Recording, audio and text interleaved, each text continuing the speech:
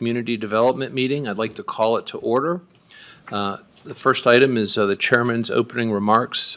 This is here typically for larger public hearings, just for folks to be respectful, thoughtful, and address the board when they are speaking. I'd like to go ahead and pull for conflicts of interest. And just real quick before that, in attendance are Commissioners Matari and Brooks, and Commissioner Duncan is excused today. So pull for conflicts of interest. No. None here. First is business. This is action discussion item and open for deliberations. The first item is CUP 23-0009 Bell Cielo Storage. Vlad?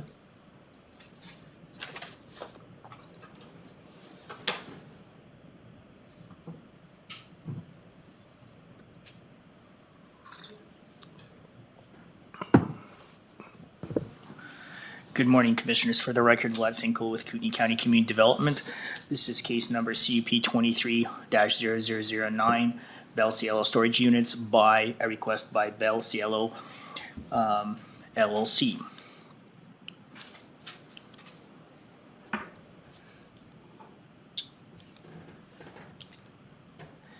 The subject request is located on 16th Avenue, just east of Highway 41. The property has an existing residence on it, but otherwise the remaining portion of the property is vacant, as you can see based on the aerial overlay. The development surrounding this property is highly intense. You have apartment complex that's within the city limits of City of Post Falls. You have a residential subdivision to the northwest. And then you have a mobile home park to the south and southeast and southwest, as well as a mobile home park in Kootenai County that is directly to the east of the property. Both parcels are zoned high-density residential. The applicant is requesting to develop a mini storage facility in 2 phases. Phase 1 will consist of 7 buildings with 134 units. The existing house that's on site will be converted to a rental office. Water supply will be provided by Ross Point Water. Effluent discharge will be treated by the existing septic system on site. As part of phase 2, the applicant wishes to add 4 additional buildings with 74 units. The overall number of units will be 208. Depending on the market and the need for space, some of the units may be combined and there may be fewer units, but at most there will be 208 units on site. With the second phase, the intent is to demolish the existing residence on the property and construct a brand new office that will serve as an office and a clubhouse.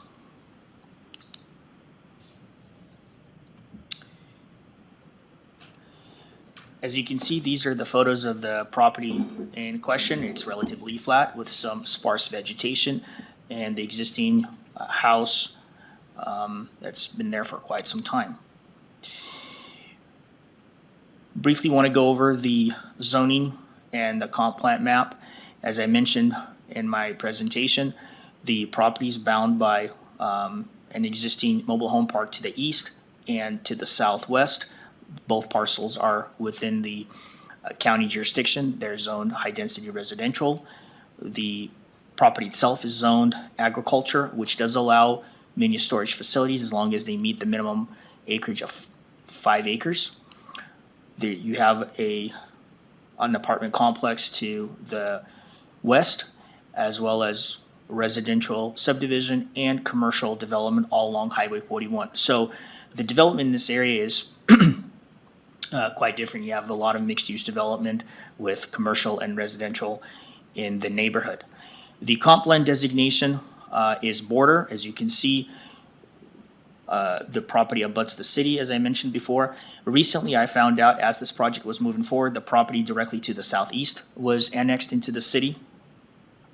It looks like there's an existing mobile home on it, and no further development. I do not know if there's any intent to develop it at city standards or to intensify the use of the site.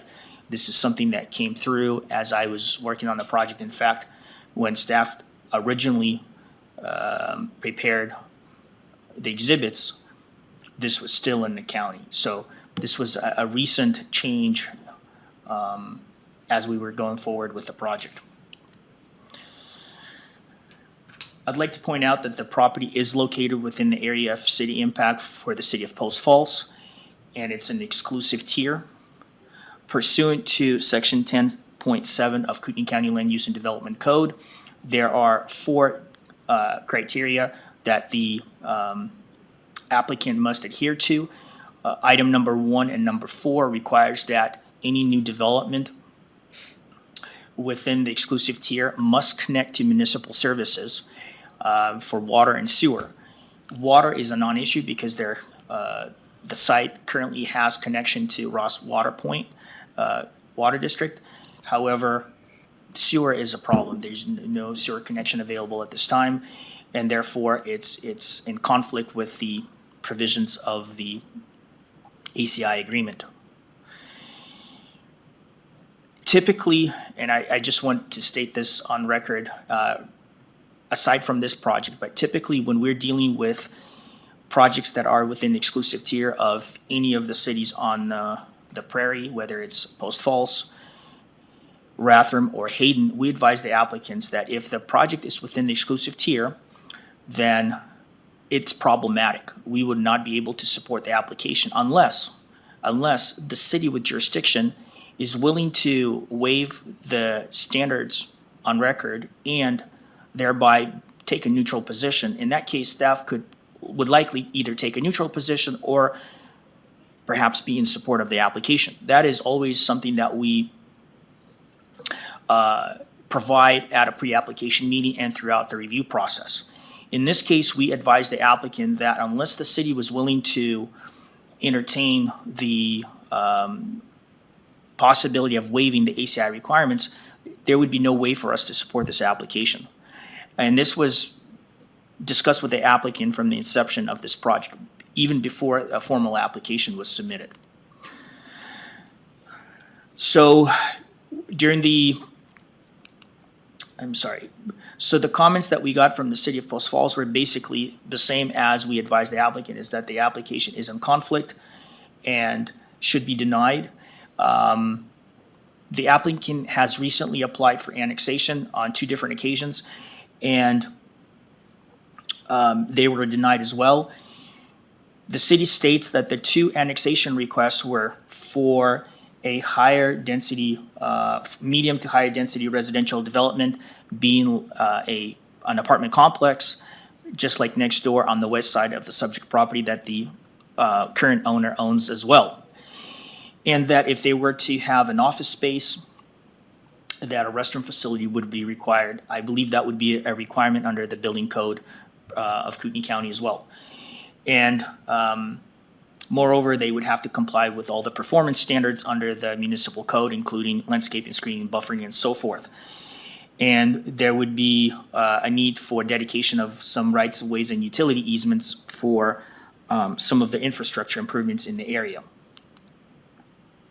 The remaining agencies basically submitted comments that the applicant could address with specific conditions of approval to mitigate impacts. I don't know if I need to go through that list of agencies, but I would like to advise the board that primarily the main issue in this case is the ACI agreement and the comments from the city of Post Falls.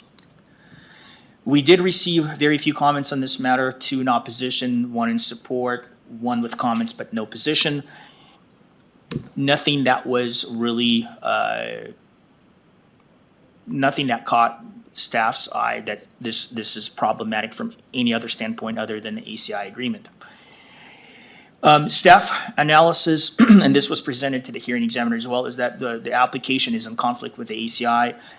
The proposal is not in compliance with the applicable standards that every CUP application has to have. Services and facilities are not available due to inability to connect to municipal sewer system. The proposal will not meet the adopted requirements of agencies with jurisdiction, and that the proposal is in the conflict with the comprehensive plan. And the Board of Designation basically has goals and policies to require that development will occur in the manner that would allow for an easy annexation at some point in the future. Based on the comments from the city as well as staff's review and analysis, we cannot recommend approval of this application at this time. We presented this information to the hearing examiner. The hearing examiner was very thorough in their review. They asked the applicant during the public hearing process on March 7th of this year whether or not there was any way for them to entertain annexation. And as it stands, the applicant really did not have any other solution or option to consider. As they explained, they tried on a couple of different occasions to annex, but it was for a different use. It wasn't for storage use through the annexation process. It was to construct an apartment complex. Based on those reasons, the hearing examiner sided with staff's position and recommended denial of their request. And I stand for any questions that you have for me at this time. Commissioner Brooks? I don't have any questions. It looks pretty clear that you've recommended denial based on some pretty That is sound correct. criteria. I just would like to clarify here that the applicant tried twice with the city to have the property annexed with the idea of developing it for apartment complexes. Is that correct? That is correct. And that they did not try to have the property annexed for the storage. That is correct. That is, in fact, not only is it in writing and in the staff report, I also had a conversation with the City of Post Falls Planning Manager, John Manley, and he advised me of the same concern, that the initial intent and the subsequent intent to annex the property was for a much higher intensification. Can you go back one screenshot, please? It says up there, the proposal is in conflict with the ACI requirements, and the City of Post Falls encourages the county to uphold them. Is that referencing the application for apartment buildings, or is that referencing the application for the use today? It's for the use today. They're basically citing, I apologize, I should have included the reference to section 10.7 of Kootenai County Land Use and Development Code that addresses the coordinated ACI agreement between the three cities over the prairie. Okay. So it's strictly referencing our code. Okay. And we have an opportunity for the applicant to speak? No, sir, No. this is deliberation. Just deliberations? Yeah, they would have had to request a public hearing. Yeah, okay. They can request a public hearing now, I suppose, but. Okay. The only issue I have, Commissioner Brooks, is usually in these types of situations, I think it's appropriate and fair to have the whole board here to make these decisions. I don't know, where are your thoughts with that? When board members have other things to do, the county doesn't stop. Yeah. And I think we need to move ahead with this. Now, I know that we have, the applicant is not here. Is that correct? No, I don't know if they're on Zoom either. Okay. But I did want to add one point of clarification is typically, and this may be something that Director Callahan can elaborate on, but typically when the department has a recommendation of denial, in those instances where we find that there is an opportunity to perhaps reverse the recommendation by the board, or we find that there is some way to address the issue and make the project move forward, we include a set of conditions of approval based on the comments provided by the jurisdictional agencies. Yeah. In this case, and this is very rare, due to the comments, the strong comments from the city, as well as further communication with their planning department, we found that there's no reasonable need to include the conditions of approval because we felt that this project is just not feasible in the county.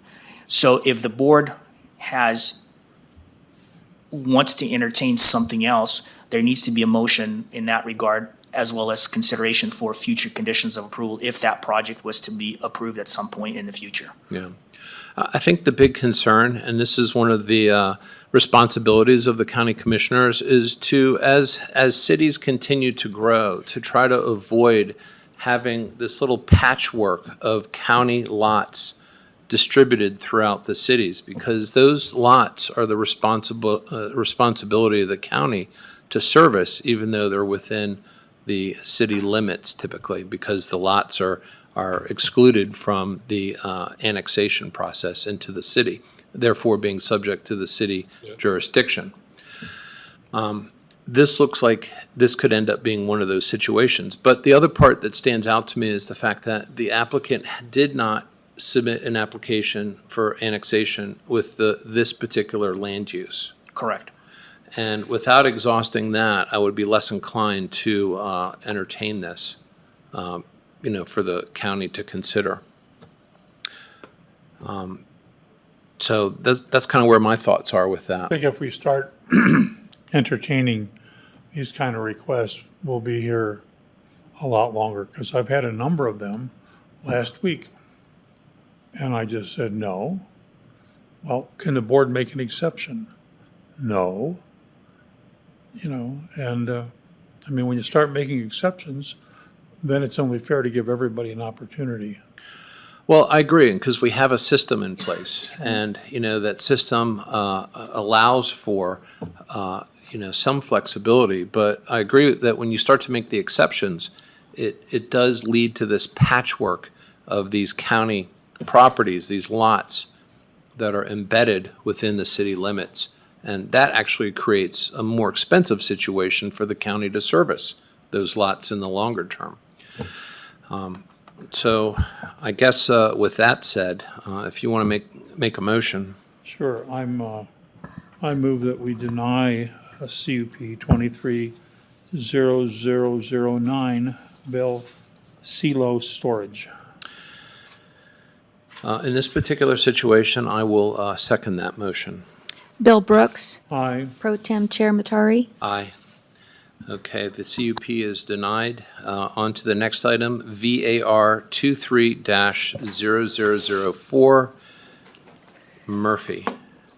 Yes, Board, Amy Hillen, planner for Kootenai County for the record. If you find it necessary to review, I do have a PowerPoint available. Otherwise, you can proceed with deliberations.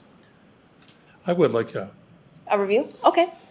thumbnail. I will go through it as efficiently as possible. Okay. I was gonna say, if you get up there with that binder. No. Vlad, would you mind? Thank you.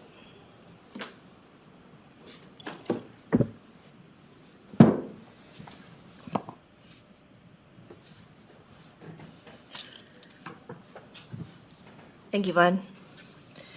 Again, Amy Hillen, planner for Kootenai County. For the record, this is a variance request for Murphy residence variance. It is a request to a front yard setback.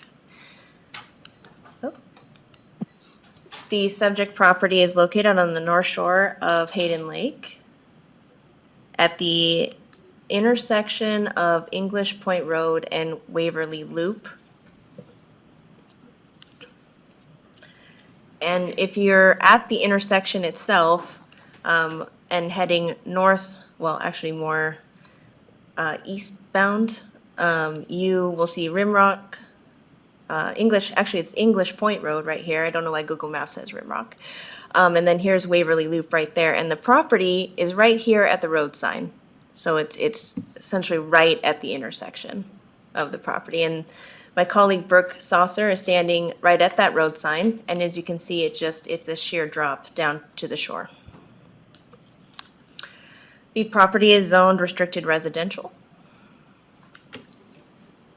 And here is a plat of the property, and why I bring this up is that this is the subject property, but there is two items of note. There's English Point Road, which is a public right-of-way that takes the the top of the property here, about 30 feet into the property. And there's also a private road easement Waverly Loop that's approximately 15 feet in width. So it is a bit encumbered. Oh, I also want to mention that there was a variance right next door that was approved in 2020 as well for a similar variance. 19 and 18 also approved for a variance? Yes, so 18, 17 was approved. I believe 18, I don't have a record of a variance on that one. Okay, but I see they're all down about where 16 want to be. Right, that's correct. So according to our code, when we look at setbacks and when we need to make a decision on where they're setback from, essentially, there's a 25-foot setback, but where you begin with right-of-ways or easements, it's from the edge of that right-of-way or easement. So the setback starting point would be at the edge of the right-of-way, not the edge of the property line. So if I illustrate that, the proposal in this case is they are seeking a 20-foot variance from the 25-foot setback. So essentially, they wish to have a setback of 5 feet from both the right-of-way and the easement. So if we look at the property here, the road right-of-way for English Point is right there. That's 30 feet into the property. And so that means that the 25-foot setback would be at this location. And then similarly for Waverly Loop, that's the 25-foot point. So that means they only get this much space to build on their property with the shoreline on the rear side. And so what they're proposing with the 20-foot variance would result in a 5-foot setback from both the easement and right-of-way and give them more space to build away from that shoreline. And given the size of the parcel, staff also asked, how are you going to treat stormwater and runoff and all of those items considering how small it is? And they are going to have dry wells on either side, as well as a swale to capture the runoff from the driveway. And we will have a more in-depth site disturbance plan when an engineer gives us a produced plan. And also, where is your drain field going to go is the other question. They actually have a drain field across English Point Road to the north on the property. They have an easement for a drain field. And their foundation plan was a little bit more clear on where their septic is actually going to go. And so there is enough room, and we did confirm with PhD that it does meet their setbacks for a septic tank. So everything seems to fit conceptually at this point. We did, of course, ask for a geotechnical analysis, and briefly going to state that they did provide some recommendations, so that tells us it is feasible to build. Liberty Geotech would like to be retained throughout the entire development, which is expected. Things change as you start to develop. And to make sure that the integrity of the road is maintained. When we reached out to public agencies, we're not opposed to this. I want to highlight 2 items, of course. Panhandle Health District, again, with that setback to the septic tank. It met them. There's also another option that you can put a septic underneath the driveway, so there's more options there. And also Lakes Highway District. I'm just going to go back for a second and show you the retaining walls here. So actually it'd be the foundation plan, I apologize. So there's these retaining walls around the driveway that are needed. And so we did ask, these retaining walls look like they're going to have to go into the right-of-way, and Lakes Highway District did not find any issue with that. The public did have an issue, however, with this tiny little portion shown on the site plan encroaching into the Waverly Loop easement, and I'll describe this later. That was brought up at the hearing. The applicant intends not to do that. That was an error on their site plan. They do not intend to encroach on Waverly. So those were the major agency things we wanted to verify with agencies. It came to a public hearing on March 21st, 2024. Leading up to the hearing, we had 2 comments, fairly neutral, but just had questions on the impact of the roads. And I believe one of those members of the public did attend the hearing. And it was actually a pretty successful hearing. The applicant did address exactly the concerns the public raised, which were twofold: the encroachment of that retaining wall, which won't happen. But also neighbors, it's likely that the roads will be closed periodically. And so neighbors would like to be kept informed of the schedule so that they can plan their deliveries and services to their home. And the applicant was willing to do so. So the hearing examiner agreed with staff that it meets all the findings for a hardship. It's very steep. It's not self-imposed. And it's not in conflict with the public interest. The hearing examiner, I do want to point out, staff had a set of conditions. The underlined portion is what the hearing examiner added, i.e. the scheduling and staging process to keep their neighbors informed, and also make sure that Waverly Loop is paved. That's another item that the applicant was willing to offer. So those are two conditions the hearing examiner added. And I stand for any questions you have. Commissioner Brooks? No, it sounds like the applicant has done a very good job of keeping within the bounds of what community development wants done. And as long as they do, I don't think there'll be any problem, as evidenced by the other properties right next door and so on. It's right on the lake, which everybody is a little concerned about. But Yep. And the hearing examiner did raise that as it's more environmentally sound to try and build away from the shoreline if you can. Okay, so it's consistent with other properties Yep. on the road. And like you said, there is no self-imposed hardship on the property. Correct. Yeah, they did not create this property. It's actually a fairly old piece of property. I'm not sure it's something we would support today if it came to us, but it's an older piece that Yeah, probably didn't go through any type of review. That's what I recall. yeah. I don't have any other questions. Do you want to make a motion or Sure. discuss this one out? I approve that I move that we approve variance 23-0004 Murphy. I second the motion. Bill Brooks. Aye. Pro Tem Chair Matari. Aye, and the motion passes. Next up is public hearing. The first item is ORA 24-0002, emergency code change, and David Callahan, Community Commissioners, Development David Director. Callahan, Community Development Director. This item is before you because we have a water association, the Spirit Bend Water Association. Which one? Spirit Bend. Okay. They are a private water association, but they serve the same purpose as many of our public water districts, identically. And the reason this is before you is the current code does not contemplate private water utilities being eligible for a subdivision exemption, which they need in this case in order to receive a $3.1 million grant from the federal government. So that loss of that grant is, in my view, part of the rationale for this being a public emergency, if you will, because the public benefits and would serve it serves the interest of this particular area for good water supply. And the state law does allow for us to do these sorts of emergency ordinances under these circumstances. We do need to find that there is a public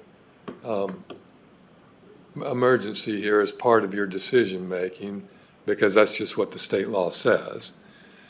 But other than that, I would argue that this really is a housekeeping effort, because it's the sort of thing, had we thought about it in more detail when we were writing the code, I think we would have just assumed at the time of the writing that there's really no difference between these public entities and private entities that serve the same exact purpose.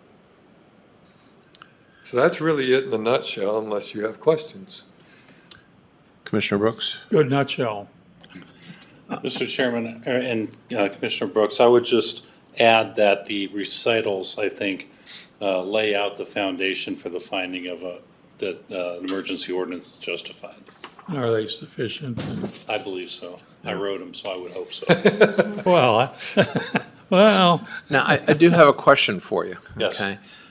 Because it looks like we're striking the language regulated by the Idaho Public Utilities Commission. Yeah. So at that point, if it's not regulated, what defines a utility? They provide a service such as water, sewer, telecommunications, et cetera. It would really be a dictionary definition. Okay, so Whenever that, it's not defined in code, you fall back to the dictionary. okay, so there is a legal definition though Yes. for that. Yes, sir. Yes, I'm comfortable with that, keeping it to a certain category of Okay, organization. okay. Do we want to open this up to any kind of comments or public I comment? think if there's anybody wanting to testify to this, then yes, Okay. I would entertain that. All right, it looks like we have a gentleman in the audience. You can come up. come on up to the microphone. Come on up to the microphone. And do you have a form that you filled out? I'll take that, please. Yeah, I forgot about that. Thank you. It's inconsistent. And please. is it Larry Kanan? Larry Keenan. Kanan, pardon me. Uh-huh. In favor? And go ahead, please. You have 3 minutes. 3 minutes, okay. I started this association almost 50 years ago to provide our local membership within that development with water. And we have had not lease, but we got a right of way to the property from the actual owner of the property. And at that time, the minimum requirement or land size was 10 acres. And well, back then we could have afforded it compared to today, but in order for us to get this grant, we have to own the piece of property that our utility sits on. The well house, the storage tank. And we need to increase that according to DEQ, as we've been under their thumb for quite a while, trying to bring our system up to code. And we finally managed to get this grant, but we can't proceed until we can actually own the piece of property that the equipment sits on. Okay. And right now, we have 60 members, and we can actually grow because of the 5-acre restriction that's now our land division. We could double that in short time. And our current system will not support that. Okay. That's all I have. Thank you.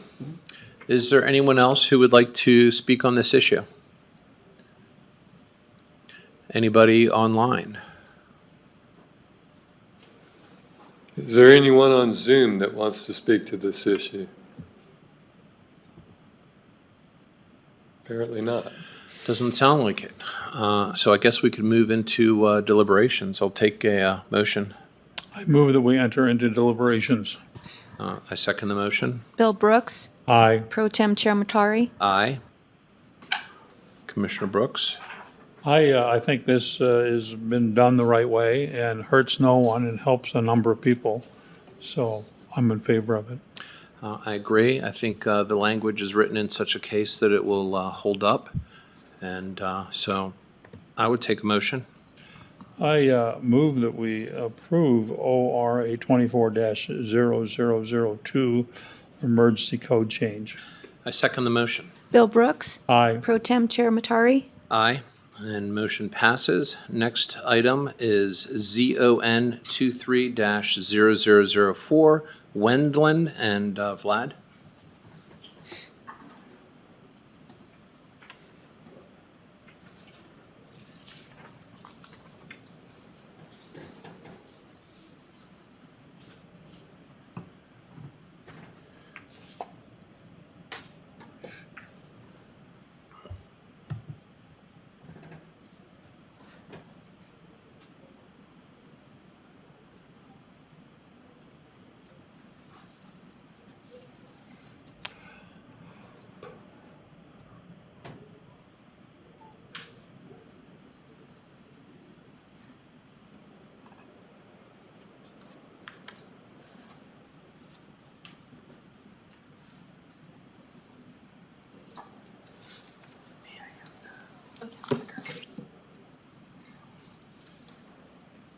Once again, for the record, Vlad Finkel with Kootenai County Community Development. This is a request to rezone a 6.2 acre parcel of land that is located at the intersection of Highway 54 and Highway 41 on the southeast of the intersection. As you can see, based on the aerial overlay map, the subject property is fairly level. It does have a little bit of slope, but it's fairly insignificant. It has been recently logged. I believe the southern portion of the property has been logged to make room for perhaps a building site at some point in the future. Looking at this, looking north, this is the city of Spirit Lake. The properties to the east, west, and south are all within the Kootenai County unincorporated boundaries. Everything to the north of Highway 54 is within the city limits. As you can see, west of Highway 41, you have two parcels that have been recently rezoned to commercial. I believe this was completed within the last 3 years by some of our former planners. It was determined at the time that due to high volume of traffic and this being somewhat of a commercial node or the extension of the existing mixed-use development within the city of Spirit Lake, that the two parcels were compatible and could be rezoned. This is a similar situation where the applicant purchased the property from the former owner who owned all of this land adjacent to Highway 41, straddling Highway 41, and recently passed away, and the new owners have the desire to rezone this parcel that is currently split zone commercial and restricted residential to solely to be commercial. One may ask, how is it that it's currently split zoned? And based on staff research, it was determined that at some point in the past, when the parcel or parcels surrounding this intersection were all within the county, this parcel was in different configuration and it straddled Highway 54, and it was rezoned in 72 to commercial. And then subsequently, based on annexations and property boundary adjustments, it's the configuration that it is today, south of Highway 54. The comp plan designation for this project site is border because it abuts city limits of Spirit Lake. However, the stringent regulations like you would have on parcels, or excuse me, on parcels that are over the aquifer, not over the aquifer, but parcels that are within the exclusive tier of City of Post Falls, Hayden, or Rathdrum would not apply. So in this case, we could entertain a rezone and subsequent development not to have to comply with the municipal sewer and water connections. So that's slightly a different case scenario. As I mentioned, it is located within the city of Spirit Lake ACI. The city did respond and they stated that they have no issue with this moving forward. In fact, they currently have a moratorium on being able to annex and connect additional parcels to their municipal services. I spoke with their secretary a while ago on this matter. As you can see, looking at the photos, it's fairly flat with, as I stated, with some with existing vegetation that is native to this area. More pictures from both 41 and 54. The remaining agencies of jurisdiction really had no concern with this application. The applicant would just have to comply with the approach permit to gain access off of off of Highway 41. The fire department and Lakes Highway District had no issue in that regard either. During the public comment period, we received quite a few comments or phone calls and with concerns, with a total of 8 comments. And the folks were primarily concerned with the compatibility of a future commercial site and the potential development that would have impact on parcels west of Highway 41 that are currently residential in nature. There was also concern that the proposed commercial development could impact groundwater and affect the existing wells in the area. And I believe, based on my conversation with the adjoining neighbors, I explained to them that the parcel today is split zoned. It is partially zoned commercial. And therefore, while there is an there is a provision in the code that allows the director to make an interpretational call on the future use of a split zone parcel, where the director may consider the entire parcel to be one or the other zone, we find that this process would formally put in place a zoning that current owners and the future owners would know how it can be developed. Because if it's left split zone, commercial and restricted residential, whether it's Director Callahan or his or a future director may not, it's unclear what their interpretational call may be on how the site may be utilized. And so we think that this would sort of solidify the county's position on how the parcel needs to be utilized with a rezone to fully commercial.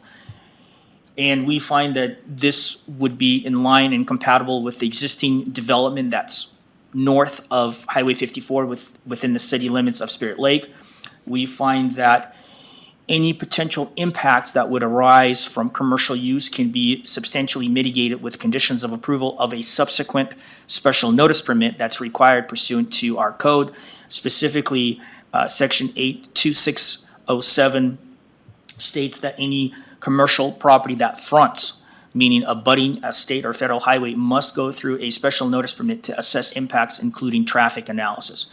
So we find that that is really the next step to assessing the impacts that would be impacting the adjoining neighborhood. We find that the property being over the aquifer is self-limiting with the type of development that may occur, because Panhandle Health District, as well as the county, recently adopted a set of regulations under Section 7.3 of our code that requires all the development over the Rathdrum Prairie aquifer must be a minimum of 5 acres in size and not have an excess of 250 gallons of wastewater discharge per day. So we find that those provisions in our code are a safeguard to having this property be developed in a safe manner. The comprehensive plan also supports this development because if in the future it could be annexed by having the city being able to provide those services, the commercial development is consistent with what's within the city, and it would not pose any issue with the connection to municipal services. Therefore, we don't find there to be any conflict with the comprehensive plan. The hearing examiner heard this request on February 1st of this year and subsequently recommended approval. There was really no public input at the hearing itself, just the comments that were submitted during the public comment period. I stand for any questions that you have for me at this time. Commissioner Brooks? No questions. I'm just curious, Vlad, for highways, it's actually more common than not to zone land commercial as opposed to roads or streets. I think it could be answered in different ways. Some may argue that zoning parcels along highways to high intensity use is promoting sprawl. In some cases where, like in this case, where you have commercial development, you have parcels that are zoned commercial, it makes sense from a compatibility standpoint. This is a commercial node. A commercial node would basically entertain development that would be benefiting the community as a whole. But I think every case has to be reviewed independently. I don't think you would entertain a commercial property along a highway that's surrounded all by rural or agricultural, because that would clearly be considered spot zoning, but perhaps are. Well, given the fact that it's close to the city limits. In this case, absolutely, but not in every case. Not always would we recommend approval of more intense zoning along the highway. Okay. All right, those are my questions. Do we have an applicant who can speak to this? Is it Michael Wendland, the applicant, or the representative, Jeremy Trezulli? Tuzuli, excuse me. Thank you. Okay, and you have 20 minutes. I won't take that much time. Thank you. Good morning, commissioners. For the record, Jeremy Terzulli. I'm a land use consultant with Olson Engineering and Kimley Haygood.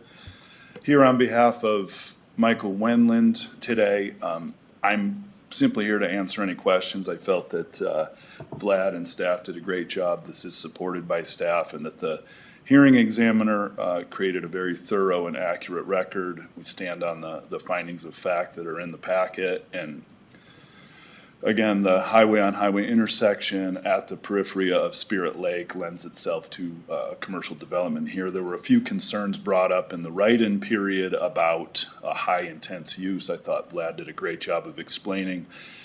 This property would still be subject to Panhandle Health District septic requirements because it will not have municipal sewer. Those are no greater because it's commercial versus residential. It is that 250 gallons of effluent per day, which will severely limit what type of commercial use can go in here. It's not going to be a hotel, a motel, a strip mall. Michael Wendland is on Zoom, and I think he does want to speak on his behalf. His intention is to do a rural themed commercial development here. The reason no site plan or was submitted with the zone change application is because we got to do these steps first. The special notice permit will require a site plan, and at that point in time, you'll be able to see, and the director will be able to make a call if this commercial development is compatible with the surrounding areas. And so with that, I'm here to clarify if you have any questions, or offer any clarification if any members of the public want to speak on the matter. Commissioner Brooks? No questions. Pat, if the applicant himself wanted to speak, could I go ahead and give him the balance of the Yes. 20 minutes? Yes, Okay. you may. So is Mr. Wendland on the telephone? Would you like to speak? Or Zoom? Yes. Can you hear me? Yes. All right. Thank you, commissioners. I prefer to be there in person. I'm in Ada County, though, serving my state right now. So I am asking for your blessing on the zone change. Again, we do go through the special notice permit process upon building anything. I do believe that the highest and best use is commercial for this property. I do believe that it does not affect any of the neighboring properties. There was some public comment concern about water. It is my aquifer along with everyone else's, and I will be drinking out of it. I would never pollute it. I will also say that, again, I don't have to say what my plans are, but I will, to put the public at ease. My plan is to keep this particular piece of property for myself, and potentially create an entrance to Spirit Lake, get an American flag and an Idaho flag up on the corner there, beautify the front as would be required per county code, and potentially keep this, maybe build a shop for my own construction company. I employ local families, and we would just use it as our own piece of property. So I guess if there are any other questions, I'd be happy to answer also. Well, thank you, Mr. Wendland. Commissioner Brooks? No questions. Okay. I do not have any questions, so I guess we can open this up for, did the county want to have a rebuttal or no? So I can open up the public comment. Would anyone like to speak on this issue, ZON23-0004? Going once, going twice. Anybody online on the telephone? No? I'll take a motion to enter into deliberations. I move that we enter into deliberations. I second the motion. Bill Brooks, Aye. Pro Tem Chair Matari. Aye. Commissioner Brooks? There's no problem with it. Yeah, I agree. I'll take a motion. I move that we approve ZON 23-0004 for Wendland. I second the motion. Bill Brooks. Aye. Pro Tem Chair Matari. Aye. Motion carries. Next up is deliberations on the agenda, but we've already done that. So right now it's 10:50, and I'll call the meeting adjourned. Thank you.